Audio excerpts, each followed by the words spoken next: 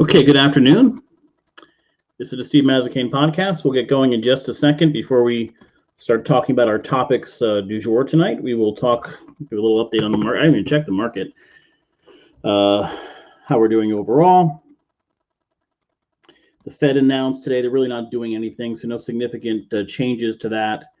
I'm pretty much even on everything. No significant moves. Viacom's up a little bit, but still within the range. And my other holdings, JetBlue and VipShop, are holding about steady where I bought them. So nothing earth-shattering there if you're following any of those moves. And if you are, in and out of stocks or buying something and you want to share it, please do. I'd love to take a look at things, and if there's questions and you want to analyze the stock, I'd be glad to talk about it, even for a few minutes on the podcast. People stop me a lot and ask questions. And not saying my strategy or approach is always right, but it's worth a conversation, and that's usually what I try to do. So good afternoon. It's good to be here. We'll talk for the most part about last night's special Board of Finance meeting and some, for lack of a better word, ridiculous thing. By the way, they fill these water bottles up. The water's to the top. If you tilt it the wrong way, you'll get water all over yourself. But hi, Richard. How are you? Good to see you on. But last night, to those that are following this, the town is looking at redoing the animal shelter. The numbers, I'm going to have to go off. You know what? I'll look at Jim Finch's document. But the first numbers for the animal shelter were the overall borrowing for the project was about $2 million. And so it passed pretty much everything. Passed the Board of Finance. It passed the RTM. I believe unanimously. There was support for the project, moving it forward. So be it. There was support for the project despite some, from a political standpoint, we've had the Democrat running for first selectman saying he didn't want any more infrastructure spending. So wrote a letter to the Board of Finance asking for no more infrastructure spending, but this project still moved forward, and all the Democrats voted for it. That's fine. Then the numbers came in. Now, without knowing how the numbers came in, we know that part of what happened in COVID is the cost of goods has skyrocketed. The demand for home goods is skyrocketing. Demand for lumber is skyrocketed. Electrical supplies, plumbing supplies, everything is skyrocketing. And so part of that, and possibly part of something not left out, what have you, is the numbers came in about $1.7 million higher, a 60% increase overall on the cost of the project. And that has required the town and those running this project to go back to the town and say, we need more money. Now, we have to remember a couple things. There's three different major funding areas for this project. One is the town. The town will bond for it. They'll borrow money for it. As is normal, you borrow money for long-term capital projects, right? So you pay back over the next 15, 20 years. The second one is the animal shelter itself. We had the director of the animal shelter on here on an interview, I don't know, 3-4 months ago, talking about a fundraising effort. They were going to raise, I think, about $750,000. I think they're well exceeding that, but that would go towards the project. And the third part, about a third of the project, would come from North Branford. North Branford actually uses the Branford Animal Shelter as a shared shelter. And so those are the three revenue sources that were coming in. However, it came back 1.7 million more. Why is it 1.7 million more? Primarily because of COVID. There's some nonsense that is because of, making it more green or solar panels and something like that. No, that's not it. It's just things are more expensive. No question about it. And when they open up the bids, and apparently there were hundreds of bids on different areas of the building, that increase was across the board. On many, many different areas, they had that increase. So it wasn't one particular area. Things just cost more now than they did, quite frankly, 6 months ago or 9 months ago. And if this is a question, to anybody wondering this, lumber costs over 2020.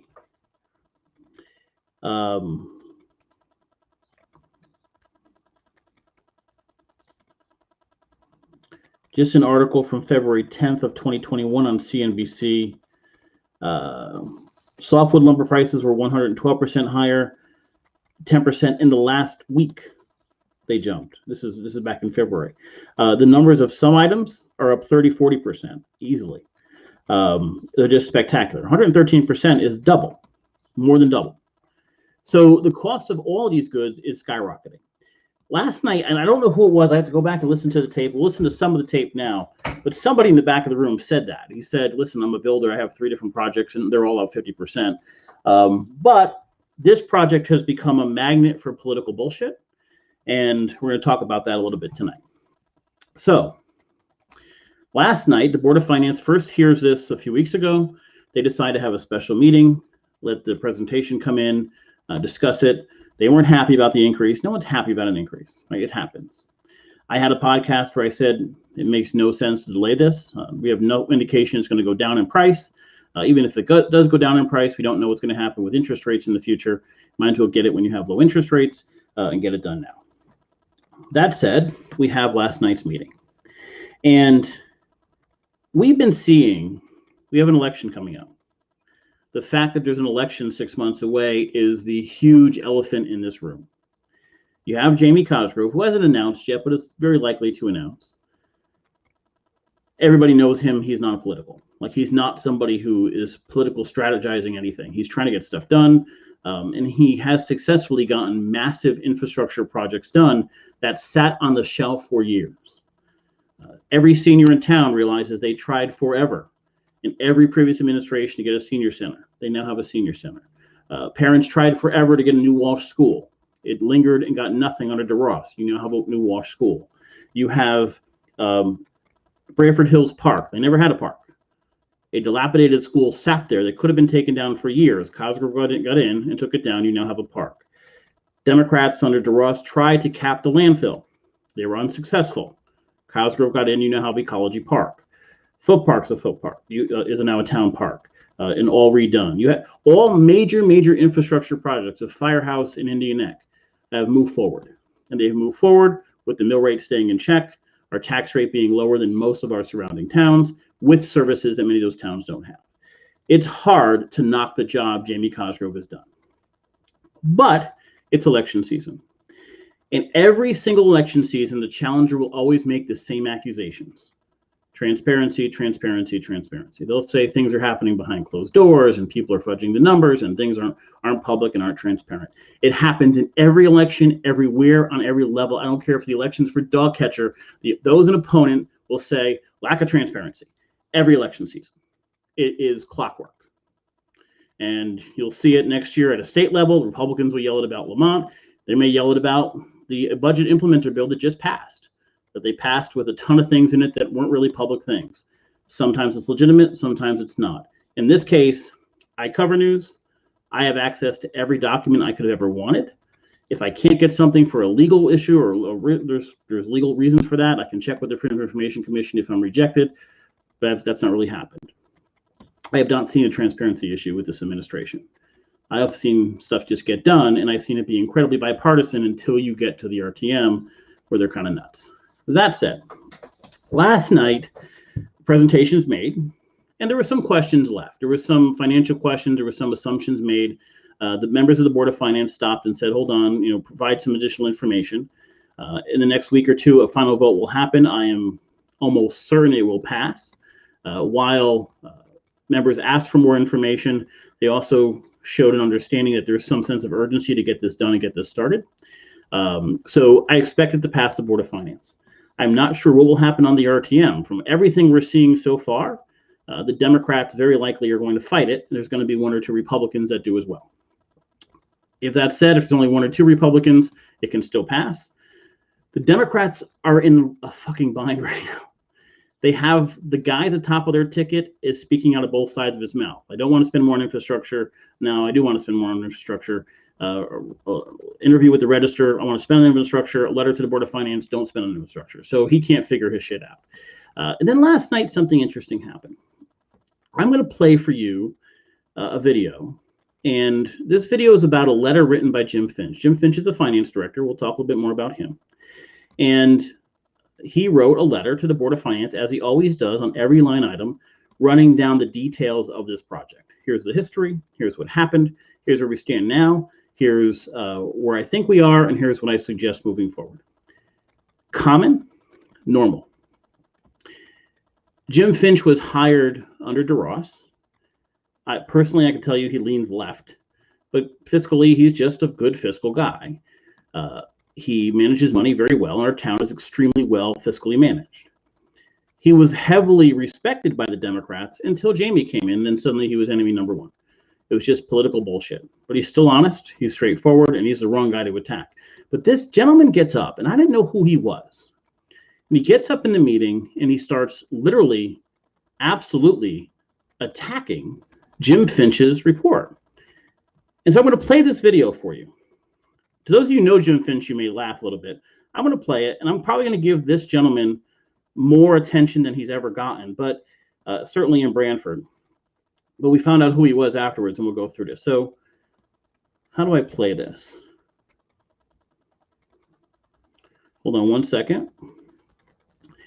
And it was at the special board meeting last night.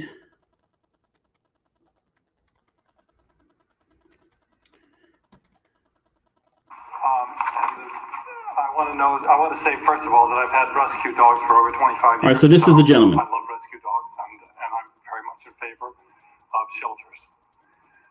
But as I read through the memo from Mr. Finch, actually it made my head hurt. That's tough. So first of all, Mr. Finch says that in light of inflationary pressures, a 15% increase in net costs is tolerable. And in this regard, he says he's not an expert on inflation, but that he trusts the construction manager to provide more details.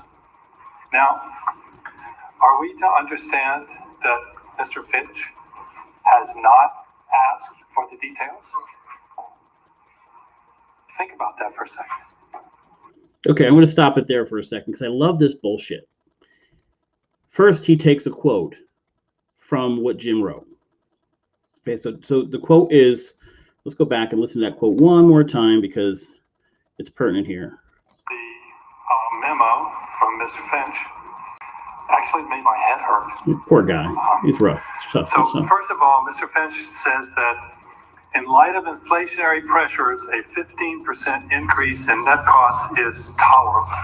Okay, so he quotes Jim Finch, in light of inflationary 15% is tolerable. Okay. Here's what the actual report says. I'm going to it right now. I want to make sure I have the exact quote.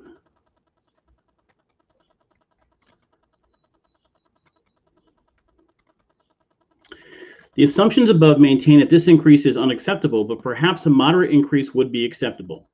If one takes the position that in light of inflationary pressures, a 15% increase in net cost is tolerable, then we would add an additional $306,000, which would increase the amount to borrow to $2,346,000. So we have the quote that this guy gave. Then we have the actual statement by Jim Finch, which is nowhere remotely close to what this guy gave. Now, to those of you who are familiar with this podcast, you know there is a special place in Mazikane hell for those that deliberately and purposely try to mislead others. Jim Finch did not state that inflationary pressure of 15% on net cost is tolerable. He did not state that. He said if one takes the position that in light of inflationary pressures, 15% increase is tolerable, here's the number that would be. It was a hypothetical. And he was writing a report for the Board of Finance, who he has worked with since 1998, who know exactly how he thinks, look at his suggestions, and understand his numbers. This guy took 10 words out of a paragraph to mislead people. That's a problem. Let's keep going with this guy. And in this regard, he says he's not an expert on inflation. And that's fine with that. But that he trusts the construction manager to provide more details. Now, are we to understand that Mr. Finch has not asked for the details? Think about that for a second. I have thought about that. The construction manager was presenting at the meeting, so you don't know what the hell you're talking about. Go ahead. This is due diligence to do your accounting. Sure it is. And we need to know how the project increased by 60%. This is not a small number. Oh, we already know how it increased by 60%. COVID happened. Numbers came in higher. I'm sorry, did you miss something? I get mad listening to this guy because it's clearly political bullshit. The strategy for politicians that are running against, especially an incumbent, is always raise as much shit as they can. Make it as cloudy as you possibly can. Oh my God, we need to know this. This is something we don't understand. This is something that's unclear. This is more fuzzy stuff. This is a lack of transparency. We need to know this. We need to research. Happens all the time. Whether it's true or not, it's irrelevant. If you just increase the thickness of the cloud around it, you can raise some sort of questions about it. This guy's full of shit, but doesn't matter. That's what they're trying to do. We'll keep going. And if he has not asked for the details, why not? And if he has, where are they? Because Mr. Cook has asked for them. If you want to throw your bed in with Mr. Cook, go ahead. So why can't the rest of us see them? So is this part of what we do in this town? And here you go. This is the bullshit cloud. There's nothing to really run on, but let's create a dirt cloud. Let's create doubt. Let's create questions that are ambiguous, nonsensical questions. Now, anybody at any point could have called Jim Finch and asked him real questions. Nothing was stopping him from doing that. People who care call and ask real questions. Happens all the time. Don Conklin, the representative, calls Finch all the time. I know Peter Black does all the time. Elected officials all the time call Jim Finch for clarification. This is political posturing. But we're going to keep going because this is the animal shelter we're talking about. They're trying to get political points by fighting the animal shelter. Fighting an animal shelter is stupid. It's just dumb. You want to fight a firehouse, the animal shelter is the worst thing to fight, but okay, let's keep going. It's the way we do business? By hiding the details? I hope not. Nobody hit anything. But how can you come to the table with a $1.7 million increase and not provide the details? The details are provided. They have a $1.7 million increase because they opened the bids and bought the bids forward. That's as transparent as it gets. That's what happened. Period. And in terms of inflation, the inflation rate in the States for the last year has been 5%. So Mr. Finch talks about a 15% increase being tolerable. We're not talking about inflation in the state. We're talking about construction equipment, construction materials, building materials. Talk to any contractor on the planet, and it's far more than 5% in building materials. We're building a building here. This isn't the cost of pizza. I don't know what kind of fool this person is. Well, we'll talk about that in a second. That's 3 times the inflation rate. Is this the way the town's going to be doing business going forward? He's now said that twice. Is this the way this town does business? So he's talking bullshit, and he follows it up with what point he's really trying to make. Is this the way the town does business? It's maddening to watch, but go ahead. Not as a taxpayer. I hope not as a taxpayer. But the 15% in net costs that Mr. Finch talks about in his memo is actually net borrowing. It's not net cost, because he wants to pull another $650,000 from the fund balance. Mm-hmm. Now that's a cost.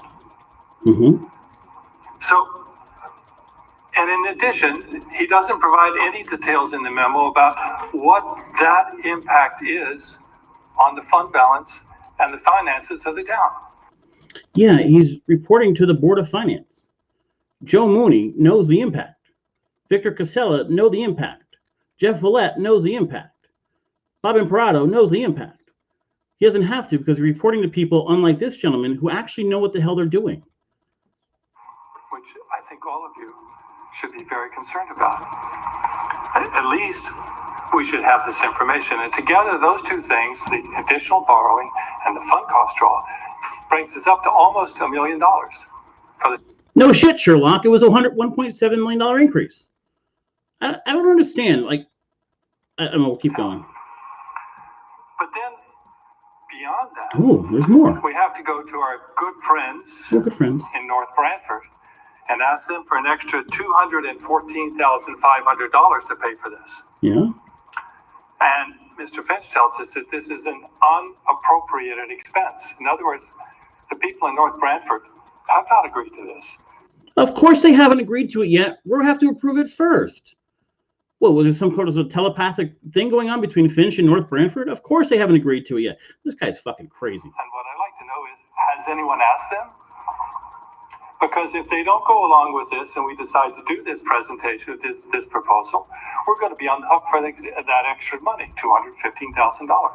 You're not on the hook for anything you don't approve. If you rely on North Branford to do it and they say no, you have to come back and approve it or not approve it. You're not on the hook for anything. But there's more. Oh, there's more. Because in addition, we have to go to the volunteers who have already committed to over $700,000. We're going to ask for another $500,000 more. Listen, you want to take on Laura Bourbon and her ability to raise money? Shove it, buddy. Shove it. You'll lose that battle all day long. If I told Laura Bourbon to raise 1.2, she'll raise 1.2. That girl can raise money. Animal shelter can raise money. So I don't know who you think you're talking to here, but you're dealing with an expert that knows how to raise money, and they can raise money for an animal shelter. And they've already agreed to do it. I'm quite sure they probably have a lot of that money already. Up to $1.2 million for the volunteers in this town. And we're going to, what was the word in the thing? We're going to ask them to come up with this money. But what if they can't? What if they fall short? Again, we're on the hook. So, into summary, Mr. Finch recommends that we take an additional $650,000 from the fund balance. That's free money. It's not free money. Right? That we borrow an extra $306,000 for which we'll have to pay interest. No shit. That we will then rely on North Branford to come up with more than $200,000 that they're not expecting. And then we're going to ask the volunteers. We're going to encourage them. We're going to hold their feet to the fire for an extra $500,000. So, net, I think this proposal should go down. Thank you. Net, this guy doesn't know what he's talking about. And the funny thing about it is the message was, this is the way the town does business. Actually, the report from Finch was as straightforward and honest and made as much sense as it possibly could. I'll read it to you. I won't read the whole thing. He gives the background. He goes, while I don't claim to have my finger on the pulse of the Branford community, my overall sense is that this is a popular project as demonstrated by donor support, positive feedback from North Branford, and unanimous approval by the RTM. Admittedly, I'm not an expert on inflation, but my casual observation leads me to believe that prices are higher than they were last September when one is looking to purchase used cars, computers, houses, lumber, and gas grills. I trust the construction manager can provide more detail as how the economic forces are shaping the budgets of future projects. That is logical and reasonable. There's inflation in building projects. That's how it works, period. But this guy's message was that this town does business behind closed doors and that we're not showing numbers, and nothing could be further from the truth. In this document, he lays out an entire framework on what is likely to happen, what is not likely to happen. They have to make up $1.7 million. So how does a town make up $1.7 million? Well, first of all, the mentality is, let's not borrow all of it. If we have $20 million or so on hand, let's take some of that from cash on hand. Not crazy, right? So about $650,000 or so from cash on hand. The theory in Finch's document is to say, wait a minute, if people in general expect about a 15% increase, then as part of long-term bonding, let's only increase our bonding 15%, which is another $306,000. So the amount borrowed for the project goes from just over $2 million to $2.346 million. That's our long-term borrowing. The $600,000 we already have on hand, we hold that on hand now. So that's where $1 million from the town is coming from. The about $450,000 or $500,000 more will be fundraised by the animal shelter, and under that section, and I'm going to put this directly from Jim Finch, I think it bears underscoring and applauding the tremendous effort and results of the capital campaign. Perhaps even more remarkable is that this fundraising achievement occurred during a global pandemic. When the original project was approved, an estimated fundraising target was $730,000. In my conversations with Laura Bourbon, she informed me that she and her supporters are committed and motivated to raise an additional $529,000 as compared to the budget discussed and approved by the appropriating bodies last fall. So they are aware of it. They're already fundraising for it, and it's Laura Bourbon. And to anybody who knows Laura Bourbon, who has any part of budgets the last, 10, 15 years, she can raise money. I don't question that part at all. And what's left is North Branford, and North Branford will read that too. North Branford has historically been a great partner for the town of Branford, as reflected in interlocal agreements for sewers, animal control services, probate court, and a fellow member of the Regional Health District. Therefore, we must be sensitive to the impact of the proposed actions on North Branford and identify solutions and arrangements to avoid an adverse impact on our northern neighbor. For example, the above recommendation, in which Branford appropriates $650,000 from fund balance, would require us to seek a payment of $214,500 from North Branford. In other words, North Branford would need to come up with an unbudgeted appropriation to meet this demand. That's straightforward and honest. So right now, they don't have approval for it. They have approval for a different number. This would be a higher number. So once we approve it, we have to go for them for $214,000. So all the recommendation is from Jim Finch is that we request from North Branford that extra $214,000. Quite frankly, if they say no, I don't care if the town pays it. If that 214 comes from Branford, who gives a shit at the end of the day? North Branford will probably end up doing it anyway, though. Listen, it is normal to expect during COVID, with prices skyrocketing, that the cost of goods went up. And the cost of lumber more than doubled. So it's a construction project. Is a 60% increase crazy? Not really. It happened. Does putting this off make sense? No. We've already raised the money. The fundraising people have already raised over $700,000 from 1 million people in the community. Not 1 million people. I'm exploding the numbers there. But you have this gentleman who gets up at this meeting and gives this speech. Who is this guy? And it turns out this guy is a political operative. He's working with the Democratic Party. This is what we're going to get for the rest of this year from the Democrats. And we saw this in an email that we saw earlier today. So about 5 people forwarded me an email that was sent from Tracy Everson. By the way, I think her track record speaks for itself. It's brutal, to the town clerk. And I'm going to read you exactly the wording on this. Now, this is one elected official asking the town clerk for a document. The vast majority of reasonable, logical people basically say, hey, Lisa, can you send me a document? But this is the way Tracy Everson writes to her town officials. You tell me how you would respond to this. Now, she copies like half the town, every elected official and what have you at the town. Lisa, as is your legal obligation, please provide a copy of the construction manager's document that the Board of Finance discussed last evening. It is troubling that this document discussed during a special public meeting was not made available in advance, as other detailed documents relating to the agenda were. I've inquired with the State Freedom of Information Office regarding this matter. Thank you for your time and attention in this important matter. So if I'm Lisa Arpin, and I'm not, thankfully I'm not in that position, my response to this is a giant go fuck yourself, right? It's just, you speak to me like that, shut it. But here's the problem. Freedom of Information Act doesn't apply. You have to be denied a document to go to the Freedom of Information Commission. So the fact that she even called them is clueless.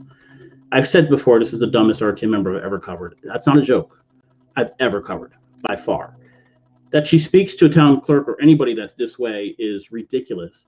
But you're seeing a common theme with what the Democrats in Branford are going to do. Their idea is going to be that Jamie or Lisa Arpin or whoever's running the town is withholding documents, deliberately keeping something from them. A construction document is not normally something posted publicly to RTM members. It was there because the construction people were providing a presentation at the meeting. That's it. Most construction people don't provide documentation. She had no demand for this. There's no reason it would be publicly posted in any way, shape, or form. And if she really wanted it, she could have easily have called anybody and said, hey, can I see a copy of that? Second, the documents posted publicly were for the Board of Finance members. She's on the RTM. This hasn't gone to the RTM yet. But you have this gentleman who, by the way, moved to Branford 3 years ago, was the former chair of the Westport or Weston Democratic Town Committee and runs some sort of campaign company. Then you have this stuff from Tracy Everson. Here's the problem. Do we really have to deal with this shit for the next 6 months? Do we really have to throw logic and reason out the window to deal with Tom Brockett's nonsense or Tracy Everson's nonsense or this guy's nonsense? Getting up at meetings, talking about transparency when every document's there, the letter's clear as day. This is really what we have to deal with. You know, at the end of the day, what makes Jamie work is he doesn't give a shit about politics. Matt Hoey, a little more political, but for the most part, cares about Guilford and Guilford. And he's a Democrat. When first selectmen or mayors put politics first, you get the Brockett crap. When they don't, you have a well-run town. This project needs to go forward. And there's going to be some Republicans vote against it. I've been very hard on Mark Riccio because of his actions. He'll probably vote against it. I endorsed every Democrat for office last year. The Democrats in Brantford on the RTM so far, Brockett and Tracy Everson and whoever this gentleman's name is, and I'll remember it later, who just comes to town. The head of the Democratic Party has lived here for about a year. He's from New Haven. He works for the Senate Democrats in Hartford. People who have no history with the town of Brantford are now influencing the Democratic Party on what to do and going to town meetings. Now, I can tell you this. The Board of Finance doesn't give a shit what this guy says. Nothing he said was true. I'm sorry your head hurt. I'm sorry this is beyond your pay grade. That's rough. That's tough. I get it. My head hurts sometimes too when I read like Trump tweets or something. But if you had a hard time reading Jim Finch, by the way, like an 8th grader can read and understand because he knows how to write and communicate. If you had a hard time, you don't belong in Brantford politics. If you can't understand what's going on, you don't belong here. This is above you. This is where honest people and intelligent people do math and accounting and actual add up projects and move forward. It'll pass the Board of Finance. It'll likely pass the RTM. I think the Democrats split on the budget in the past. So if Brockett wants to stick to his no infrastructure stuff, he can do that. If he wants to give in, listen, I don't think it helps you politically to vote against the animal shelter, but he's already said he doesn't want any more infrastructure. So I don't know what the hell he's doing. God knows what Tracy Everson's doing and who's influencing them. It'll probably pass. It should pass. And I would absolutely support it. But the shit coming out from the Democratic Party right now isn't helping. It's not leadership. It's not intelligence. It's not adding productively to any conversation. And it's a shame, because otherwise there may be smart people who could add to the conversation. That said, don't play games with a project we've already determined we need. Don't play your political football, and poorly, by the way, with a project the town needs to move forward. We have an amazing animal shelter. We have a need to house animals, let people go in and adopt animals, give spaces to separate the animals that we need. We're getting a greater variety of animals in that animal shelter. We cover a large geographic region. Do the right thing. If you pass the Blackstone Library project, which never should have passed, and not pass the animal shelter, there's something seriously wrong with you. That's our show for today. We'll be back tomorrow. We do have a few topics we'll talk about tomorrow. One is going to be the implementer bill that we talked about in Hartford and some things that are in that, and a few other local topics we'll talk about. But guys, I appreciate you joining me today at 4 o'clock. Any questions, comments, or discussions, please get back, and I'll be glad to answer those tomorrow. Have a great night, and I will see you tomorrow at 4 o'clock.